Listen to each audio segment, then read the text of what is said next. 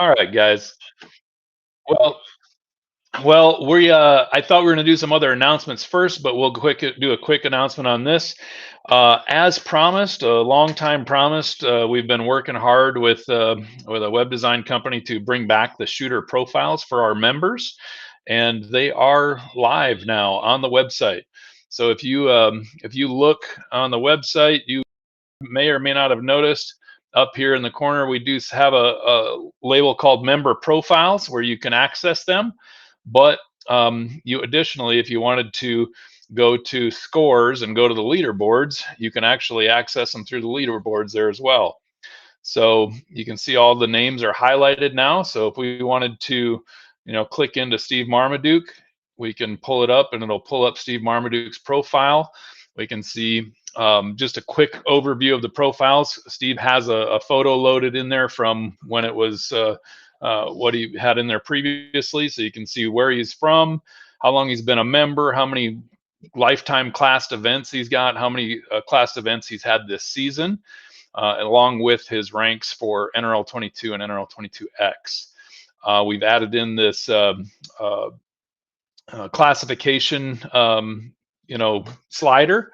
So you can see that Steve has one credit expiring at the end of, or it looks like in May of 2027, but he's already achieved expert. He's got a few accolades on there. One of the biggest things we've added is the ability to switch between NRL22 or NRL22X. You can actually even look at different divisions if you shoot different divisions, and of course different seasons. So I'll show you guys. Let's see. Let's go to the member profiles here quick. And who's online here? I don't know if anybody. We could maybe look at Susie's, but I know that Tony Smith is usually on. I'm not sure if he's on tonight, but we can click on that and click View Profile. So this pulls up Tony Smith, and as you can see, we're currently viewing his gear and stats for NRL22, so not X, but just NRL22 Open Division for this season, 2026. We can see what his top 6 scores are for this season so far. I can look over here. I can see what his career high is for his impact percentage. So it looks like he's had almost a 95% impact rate for his career high. His season average is right about 69%, but you can also see, each month as he's improving, he's bumping up over his season average. So he's helping to bump that up. These matches here are all the matches that he's shot for NRL22 and Open Division. It's got, of course, all his stats pulled together, so you can see that all right there. Activity level shows all the different activity, all the different things that he's done. So it looks like he participated at Walter Klein Shootout. He's ranked 7th. He ranked 7th at the Deer Creek Shoot, 2nd at Kokomo Isaac, so on and so on, all the way back to when he became a member of this season. So that stuff's pretty fun on here. It doesn't look like he has any gear listed yet, which is expected because he's just now getting access to his profile. But you guys see these little icons here where you can actually edit or access the gear to edit your gear. Or if you wanted to do it here, it's going to take you to the same place.